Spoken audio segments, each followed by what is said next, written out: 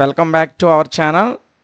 ఈరోజు క్లాస్లో మనం 10th క్లాస్ మ్యాథమెటిక్స్లో 5th చాప్టర్ అర్థమెటిక్ ప్రోగ్రెసెషన్స్. దీన్ని మనం తెలుగులో అంకశ్రేణి అంటాం.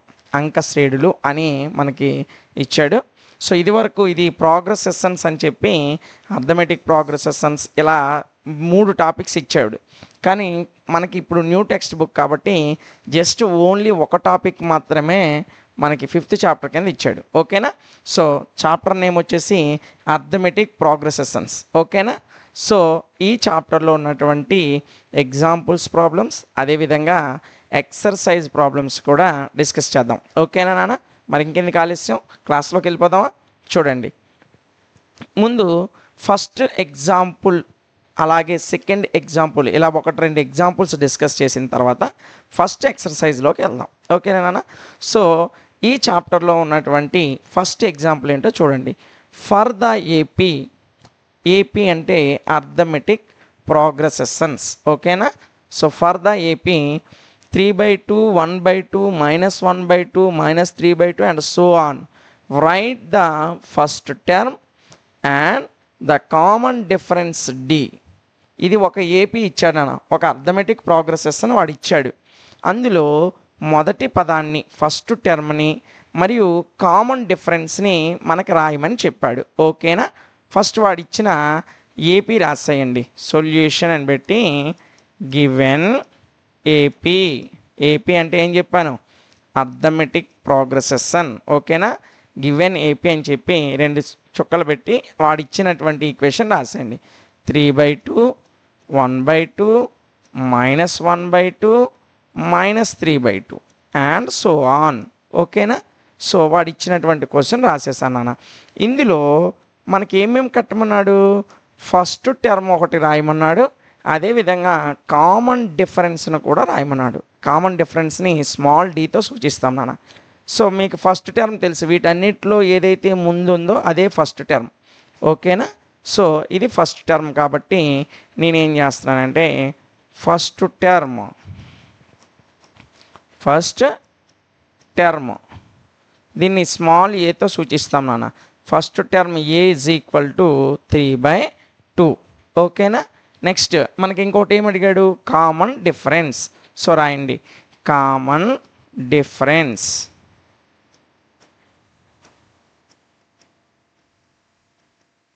కామన్ డిఫరెన్స్ దీన్ని దేంతో సూచిస్తారన్నాను? స్మాల్ డీతో సూచిస్తారు. ఓకేనా? కామన్ డిఫరెన్స్ని స్మాల్ డీతో రిఫర్ చేస్తారు నాన్న. అయితే ఏంటంటే చూడండి, ఇది ఏ, దీన్నే A1 అనొచ్చు, ఇది A2, ఇది A3, ఇది A4 అలా అండ్ సో ఆన్ వెళ్తూనే ఉంటాయి.